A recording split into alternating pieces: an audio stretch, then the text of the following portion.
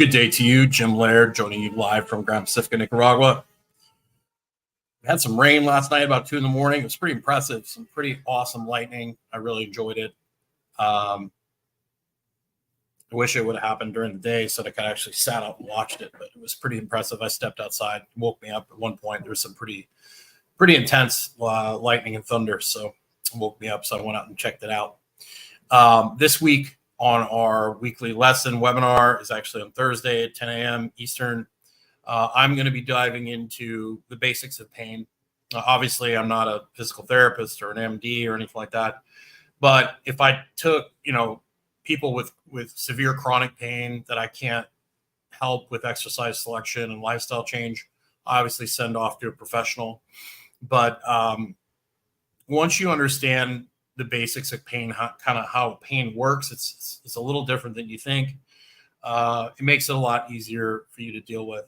So we're going to be diving into that. Get on the email list. Just go to stillmanwellness.com, get on the email list. You'll get an email Wednesday night with the link to register for that. And if you can't make it live, you'll be able to watch the replay. And I have a tendency to take questions, so that'll be fun. You can check out the latest podcast I was on. I was on Jake Campbell's podcast. Really good discussion about my trip down here, about my health history. Got into some of my health history, some of my performance stuff that I don't really talk about that much because I mainly work with normal folks. I do, some of my old competition stuff, some of the mental stuff I had to go through to get myself in a better place. Today, we're going to dive deeper into the strength training or conditioning part of this. I got a lot of good feedback from the interview that I did, or the discussion I had on where to start. Where do I start people? And I'm going to get into my thought process on that. And you can feel free to ask questions in the comments if you have them. But this is a really interesting topic for me. To do whatever, right? And so when I meet with somebody, I look at okay, has this person been active? What have they been doing? Because I get two people. I get the one that's let themselves go and hasn't done anything. And then I get the one that's trained their way into a result. Like all of a sudden they've got knee pain or back pain or shoulder pain, or they're not getting the results that they want. So I'm going to take the approach on that very differently. So one, I'm going to look at okay, where are they at? What's their goal? What are they trying to accomplish? Are they using the right tools? So if I have somebody that hasn't done anything, we're going to on the first meeting, I sit down and literally talk about getting outside, talk about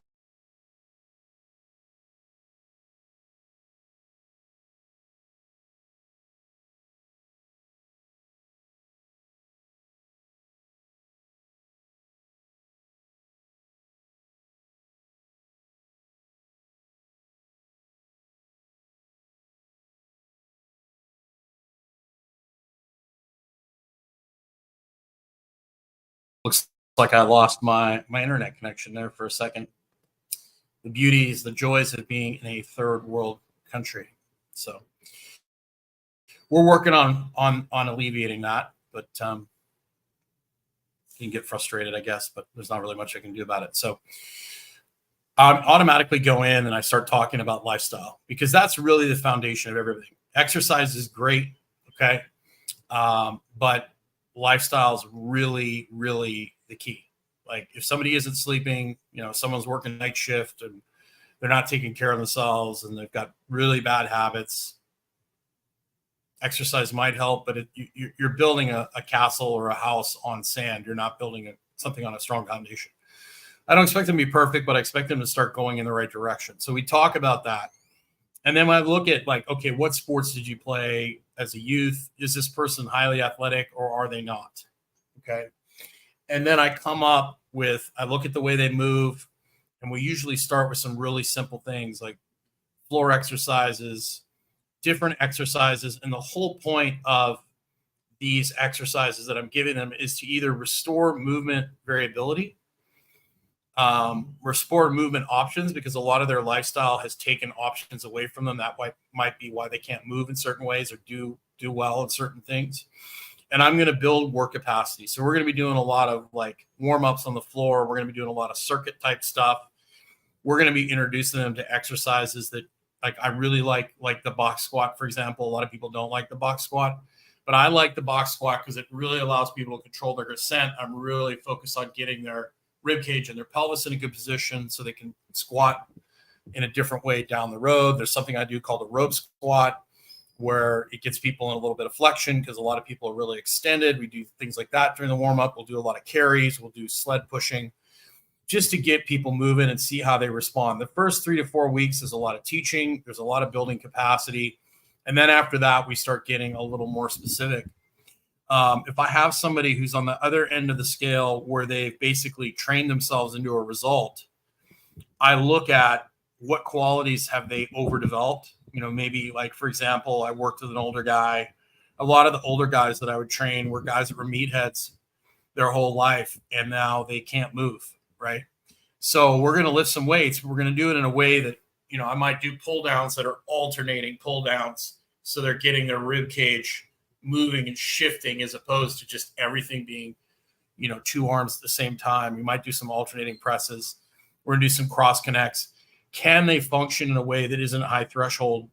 A lot of people that lift a lot of heavy weights, they end up using very high threshold strategies for very simple things like, walking, balancing on a line, or doing like a cross connect and I have to do a lot of that too, because, I've lifted a lot of heavy things over my day. You lose that flow, that ability to shift from hip to hip.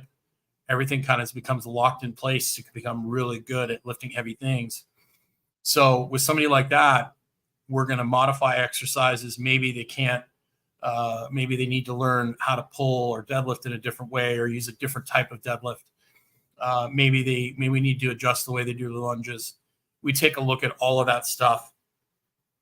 But I always start with less. I tell people in the beginning, be patient. I'm like, the first few workouts are probably not going to feel like much. I mean, unless I get somebody that comes in that's really cocky and in really good shape and is looking for a super high performance goal, I might humble them a little bit, but that doesn't happen with me very often. I really don't have to do that. But I always tell people, like, okay, let's start here because we can always do more later. We can always do more, but we can't take things away, right?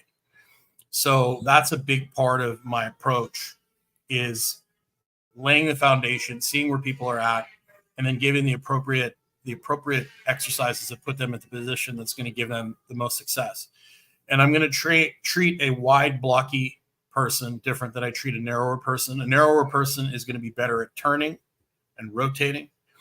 A blocky person is going to be better at creating force. Think about it. If you have someone who's built like a cylinder like me, they're going to be really good at stacking weight on top of them. And somebody who's more like a straw is going to be much better at rolling and turning. So we're going to look at those things, and we're going to make sure we don't overwhelm somebody who's really good at turning. Like I'm not going to take someone who's really long and lanky and do an enormous, like an over excessive amount of deadlifts with them. And I might even, pin pulls or something that shortens the range of motion to make it a little easier on their structure. Somebody who's blocky like me, depending on what their goal is, I'm going to do things to get them moving and get them less compressed so they can actually walk and flow and they're not walking around like a tin man. But a lot of that depends on their goals. If somebody's trying to compete in powerlifting, that's a totally different animal. That's not about health. That's about performance. But we need to do things that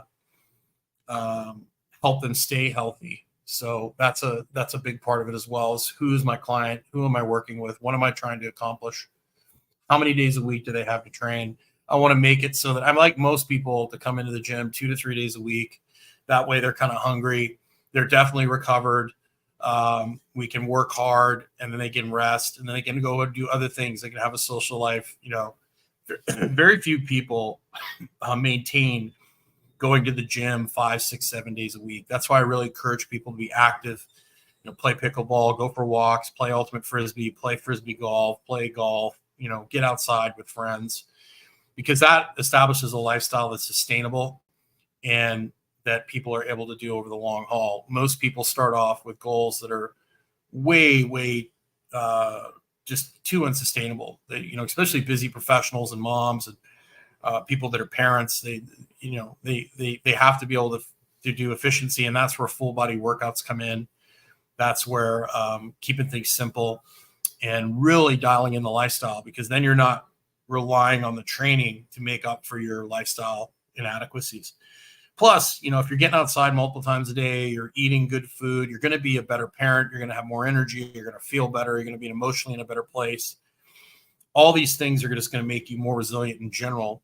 And we want to do that over a period of time that's reasonable. A lot of people will try and push a lot of these results way too quickly. And then of course, if your goal is to compete in bodybuilding or do something at a really high level, you're going to have to invest more time into that. It's going to take away from your ability to do, like Stan Efferding talked about this a lot. He's like, it's very hard to compete in bodybuilding or powerlifting at a high level and run a business and do all these other things as well. So something's going to have to suffer if you decide to take it to an extreme level. And if you're, if you just want to look good and feel good, really, you can do that training 3 days a week and being active every day. It doesn't take anything much beyond that from what I've observed. So there's just a few thoughts on that. I hope you're having a great day today. Remember to keep things simple. Don't overcomplicate things, and make sure you get outside, get on the email list so you can get on that Q&A this week. I'm going to have a lot of fun with that. And I hope you guys have a great day. Make sure you get outside.